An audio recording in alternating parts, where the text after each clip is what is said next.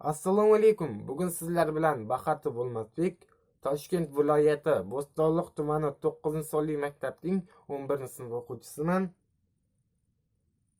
Avvalo, har insonda orzu-havas degan narsa bo'ladi.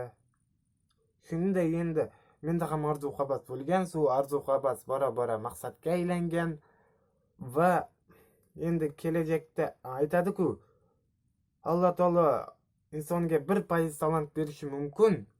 Ammo 99% talantni o'z mehnati bilan erishadi deganday endi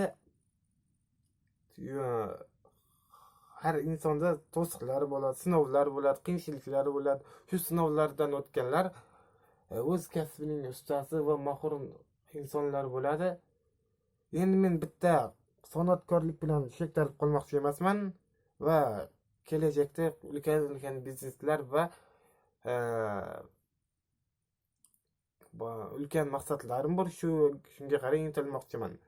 Agarda siz mening talantimda baho bermoqchi bo'lsangiz, mening YouTube kanalim bor. Shunda ko'rsangiz bo'ladi.